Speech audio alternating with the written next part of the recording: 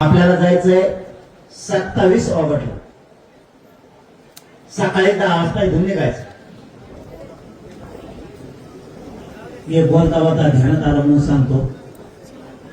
आता एक सकाळी असा निरोप आला. आवाज येतोय का सगळ्याला? कमीत कमी मी नाही सांगा. सकाळी एक निरोप आला की देवेंद्र फडणवीस साहेबाचे लोक आहेत का स्वतः देवेंद्र फडणवीस आहेत मला माहित नाही.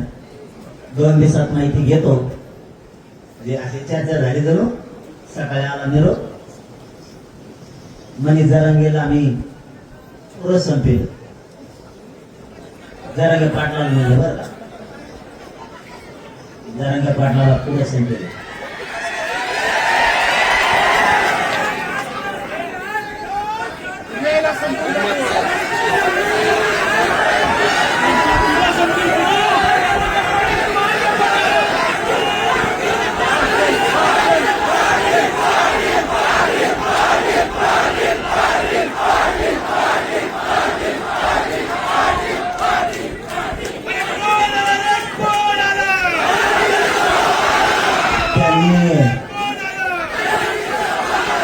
त्यांनी असं लय वाऱ्या केलं.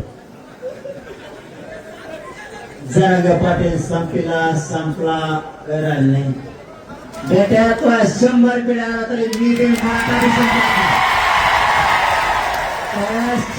पिढ्या मेले बी म्हणून जरांगे आणि मराठी तो बापाला बी संपत नाही. तो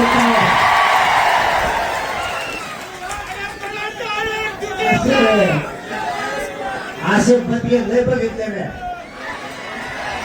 आधी मला भे वाटायचं पण मला काय वाटत नाही. आता झिंगूर वाटतात मला भीती. झिंगूर हे म्हणते संपला येतोय आज पलीकडे हे काय. कोणाला गाडी नाही, पैसे नाही, डिझेल नाही, काही नाही. आणि तुला बघायचे का मराठी संपलेत का संपलेत मला जरा तू फक्त मुंबई तो आज डांबीवर पैसे मला मोजायला मराठ्यांना आपला अपमान केला जातो जाणून बुजून. खोटे संदेश, खोट्या बातम्या आपल्याबद्दल पसरल्या जातात. मराठ्यांची लाट आणि मराठ्यांचा दरबारा काय असतो ना, हे म्हणतातच ना मराठी संपले तर तुम्ही सुद्धा जातवान असाल. शहा नको आवणारे आपले सुद्धा. 29 ऑगस्टला मुंबईला असे चला अंतरवाडी तुला 10 ते 12 लाख आहेत जागेवर निघाले. हे कामी मराठ्यांनी आता घरी नेरायचं. आपल्याला छेडलं जात आहे, लेकरं संपवले जाते. मुंबईला आता इतक्या ताकदीनं जायचं ना, पाऊस बघायचा ना, ऊन बघायचं ना, वारा बघायचा.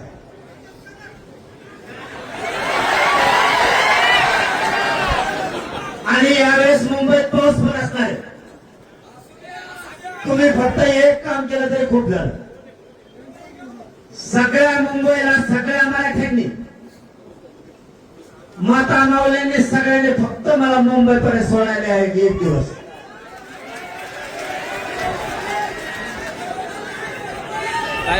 आणि तुम्ही सगळे माघारी या. मी बघतो एकच काय आरक्षण देतो.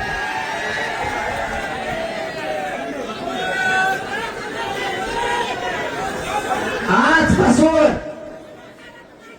सगळ्या मराठा समाजाने आजपासून आता तयारी लागायची.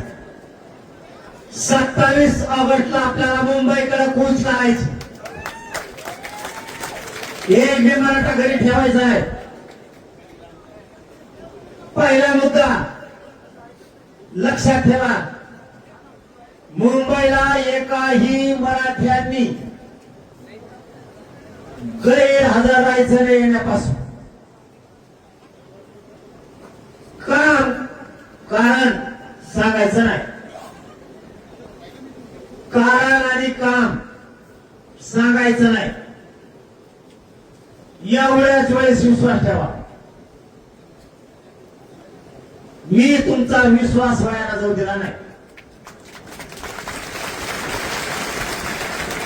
2 वर्ष झालं तुम्ही लढताय. तुम्हाला मायबाप म्हणलं आणि तुमचा मुलगा म्हणून एक इंच मागे सरकवलं आणि मेने सुद्धा कोणाला आत्तापर्यंत झालं. मला तुम्हाला खूप द्यायचंय, मला तुम्हाला खूप वर न्यायचंय. पुन्हा मराठ्यांना अशी संधी येणार नाही. मराठ्यांनी हुशार व्हा, वेळ आणि काळ ओळखीचा. मराठ्यांच्या बाजूनं विजयाची चाहूल व्हायला लागली. त्यावेळेस घरात बसायचं नाही, सोशल मीडियावरती व्हॉट्सअप फेसबुक वरती बघायचं नाही, प्रत्यक्ष स्वतः उपस्थित राहत जायचं. आम्ही तुमच्या माग आहेत हे म्हणायचं नाही, प्रत्यक्ष यायचं. जनमताच्या रेट्याशिवाय, तुमच्या ताकदीशिवाय कोणाला विजय मिळवता येत नाही. त्यामुळे मुंबईला येताना आजपासून तयारी लागायची. घर ना घर पिंजून काढायचं, जसं राजकीय लोक पिंजून काढतात तसं. मतदान घेऊ तर कचाकच पाय पडते. मतदान घेतलं, एकदा विजय झाला की त्याच्या पीएलाच बोलावं लागतं आपल्याला. साहेब दिसत नाही, साहेबाला हागण लागली.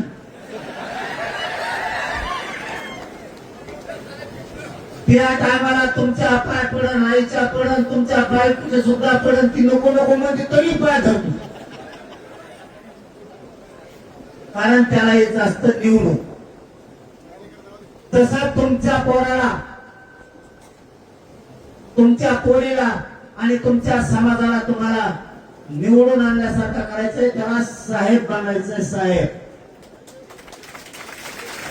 तुमच्या पोराला, तुमच्या पोरीत सुद्धा सर्व ठरला पाहिजे लोकांनी. साहेब गावाला तुमच्या हातातली आवत काठी सुटली पाहिजे, तुमच्या हातातलं रोज पूर्ण कमी झाला पाहिजे, तुमच्यातली हमाली कमी झाली पाहिजे.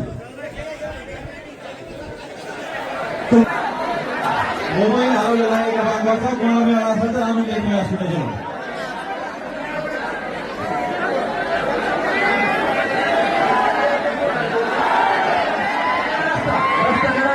मागे सरकार, मागे सरकार, तिकडे नाही चालणार, तिकडे चालणार.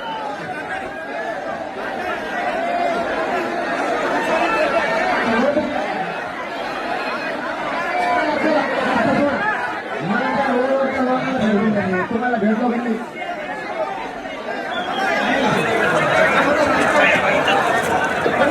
मायले बिल्डिंग वर बसले तर तिकडे